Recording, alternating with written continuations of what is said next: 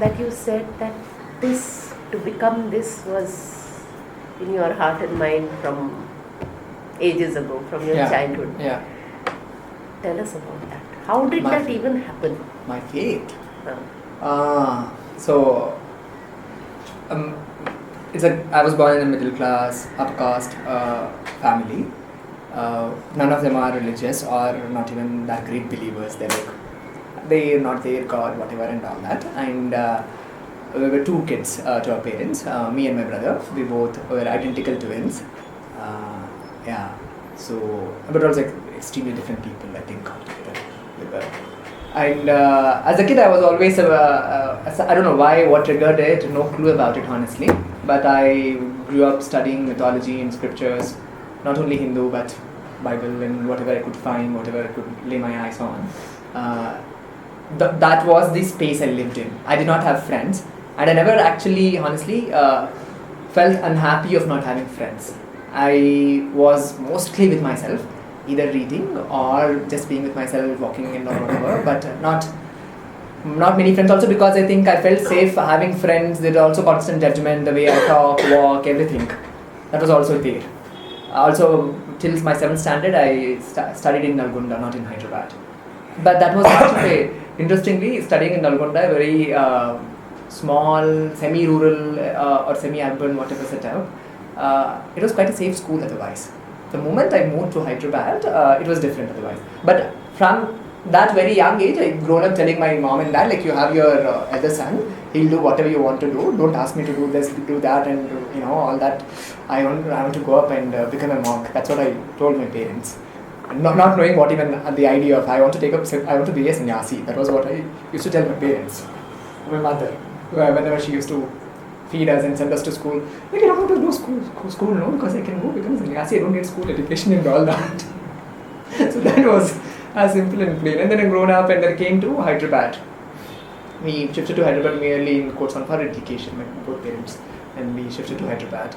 Then I think there was a fair amount of bullying and whatever, because again I had a brother who is ideal, proper boy-like with many friends, who plays cricket and who is fond of bikes and everything. Whereas I am like, I don't even know what all they are, and like I go to school, I come home and I'm happy with my mythology, studying my own stuff, and so did not have much of friends, and there's always constant comparison between brother and me. So I still remember, None in my family were religious, not huge puja or anything, but you used to have small puja space.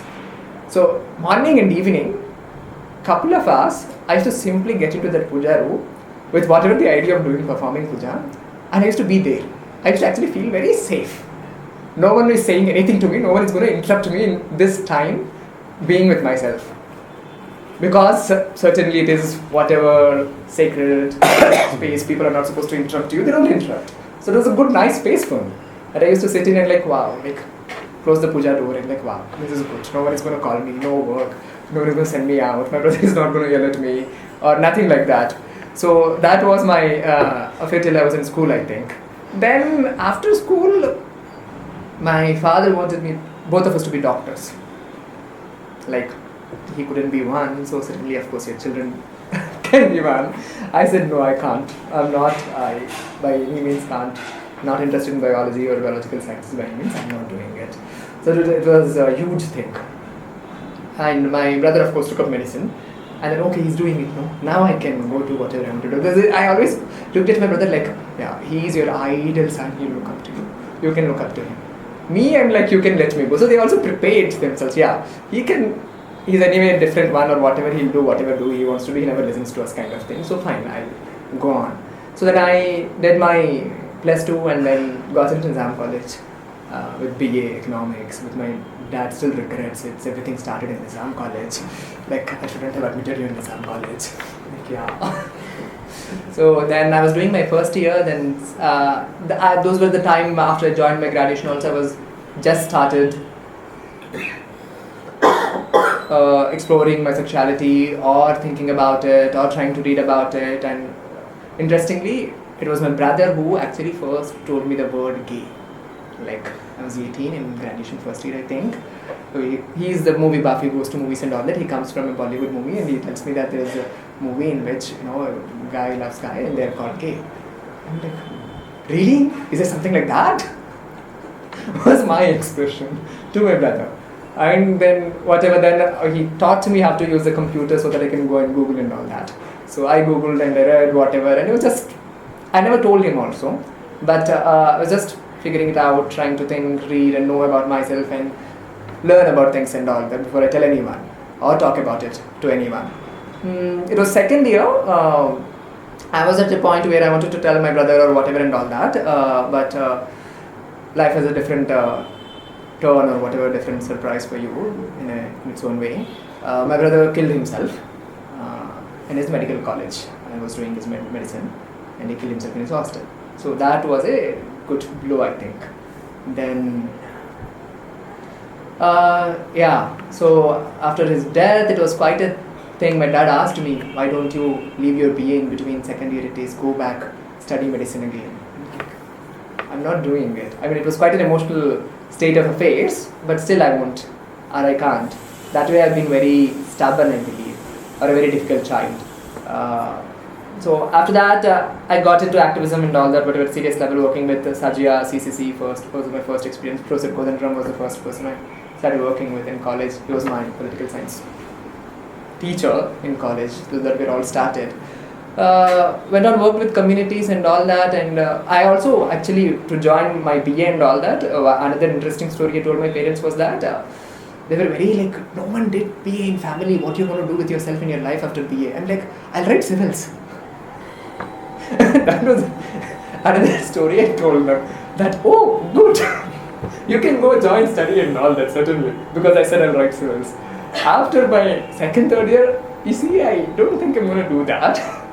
Now anyway, you can't ask me to go back or anything. So that's what the protest I used to do my BA. Then activism and everything, and also in the process of activism and everything, I kept so I met this monk who is a Catholic Christian, born in Syrian Catholic family, Kerala, was an Indian Air Force pilot in Indian Army, met with a plane crash, changes his life, renounces his family, becomes an ordained monk in Hindu tradition. And he works largely with Catholic Church and RSS, interfaith dialogue. So I had the fortune of working with or arbitrating quite many dialogues between RSS people and Catholic Church archbishops and bishops. They had their own stories. That was one thing along with activism. That is what I was doing, and then but again after getting into a little deeper in activism, activist means you need to be constantly rational, liberal, progressive. You can't be a believer. You can't talk about your faith. Is what at least I have realized in the spaces I was there. I'm not saying every space is so, but mostly that's what I realized. Okay, I'll not talk about my faith. Most of the people really did have problem with my faith, I think. So I said, okay, fine, no issues. I will still continue working. I can keep my faith to myself. But eventually, but also did not understand, because the straight person would also keep, as much as you're gay, keep your so-called sexuality to yourself and do not talk about it. Then how different it is when progressive, liberal, political people tell, keep your faith to yourself, do not talk about it in our spaces. It's something I really did not understand. But okay, fine. This is, for me, like, wow, LGBT community is important, and that's where my whole sense of belongingness and everything is there. I need to work and do things. So I'll keep my faith aside and I'll do whatever I'm doing. And that's what I continued doing. And eventually I realized, in the entire process of activism, this so-called community space, active space, in one or the other level is violent. Violent in not only on other people, violent on our own selves. We all activists constantly think we, are fighting for rights, justice, true in all sense, no doubt about it. But we forget we all also constantly need healing for our own selves. We see so much of pain, suffering and everything. We don't really, we somehow think we are immune to it. Honestly, we are not. Like, Vishal was quite an activist in queer community. This was not the first time when a queer activist killed themselves. There was another friend of ours called Priya from Sri Lanka. She was Sri Lankan. She killed herself, and she was an astounding woman and activist and did so much in her lifetime. And I'm not saying I have a different stand on that, but there's so much of suffering and pain that goes unaddressed for us as activists in activist space. And certainly, again, as believers, we can't talk about belief and faith in any sense. That's something I couldn't really much understand. And there's so much of, within LGBT spaces, there is so much of suffering again. And there's so much of whatever in the attempt of making community spaces and all that, we are hurting each other constantly with saying that it becomes competitive in the entire LGBT space also. Who is more of a victim, who is less of a victim? Or who needs more justice, who needs less justice? Who is of priority, who is of less priority? How does this exactly work? And in our entire fight of most of the young queer people who come talk about parents, family and troubles and also, I understand that, and because that's something I see every day at home, no exception about it. But also the way they come and expect everything to change right then, parents to accept, seeking approval from everyone, and everyone need to approve us. And in the community space, we did our protest, dharnas or prides and everything. There is no, I believe there can be a great deal of kindness in dharnas and protests we do. We don't need to be violent in our dharnas and protests. We can still be kind to ourselves, and we can kind to be whomever we're resisting and protesting against. In the entire transgender politics, especially Israel community, so much of violence that goes on. I don't know what it, we talk about right, Supreme Court judgment and everything, but what is happening with ongoing violence? What you reach 2 decades down the line, you have all the rights possible. By then, how many people need to become martyrs and kill themselves or violently die? Something I do not understand.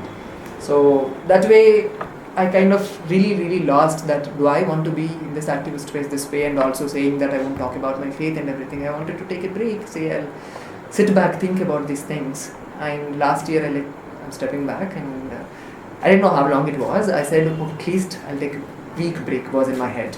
And then the week break ended up being a year. A long year-long time. So with no communication with anyone, in solitude. Yeah, just simply thinking and being with myself. I think also it taught about myself a lot. To become conscious of my own self, aware of my own self, where I come from, and also all my life I believe I also searched the sense of home, like some sense of home somewhere. I couldn't have that at home. I couldn't have that at activist or community spaces or college or wherever I've been, because whatever the reasons, multiple reasons, many reasons. There's no sense of home. Like there's nothing anchoring and keeping. So there was times when I thought about death seriously. So I did, of course, attempted on it and gave my trials on it. Didn't much work out. So yeah. In this 1 year, I realized one thing I realized is that as much as I look around for sense of home anywhere else, if I'm not at home with myself, I'm not going to be finding my home anywhere else. And I need to know how to be at home with myself. And once I realized that, and I want to go accept and embrace my faith completely, and this is what I wanted to do for whatever the reason, or this is what I always thought about. I'll go join.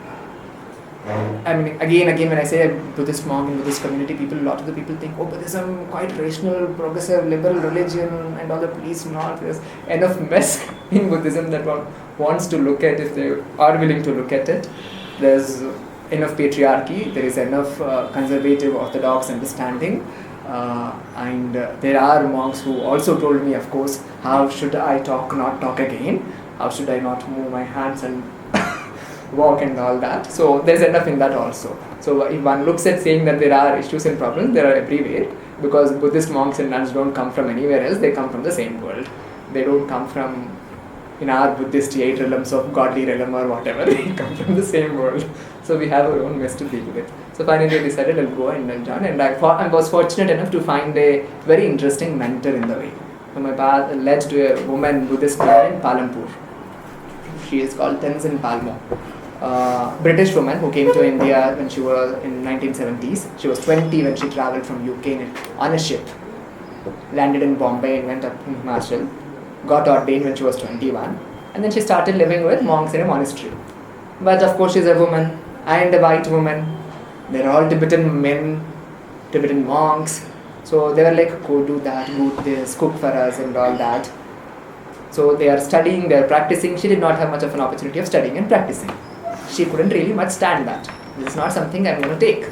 So she leaves the monastery, goes into a cave 18,000 feet above sea level, starts living there, growing her own food, lived in that cave, a 6 feet long cave, for 13 years next, meditating, growing her food, living her by self. And after 13 years she comes out and starts an Anari, only for Himalayan women.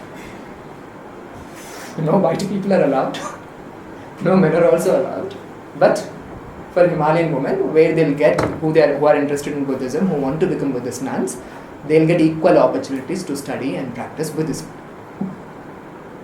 So she's quite radical in that sense, quite outspoken. So in a sense, she's an activist Buddhist nun, a feminist Buddhist nun, doing her own work from past 30 years. Because in Tibetan tradition, we don't have a complete ordaining process for nuns yet. After the Dalai Lama's exile from Tibet, there's no full ordaining done to nuns yet. It's a basic ordaining. So from past 30 years, she has been fighting to restart the entire tradition of ordaining nuns. So that has been a fight. So she and her like kind of understand where we both come from, and I think have a great connection that way. So she has welcomed me and guided me through my path in last whatever year and all that. And here I am.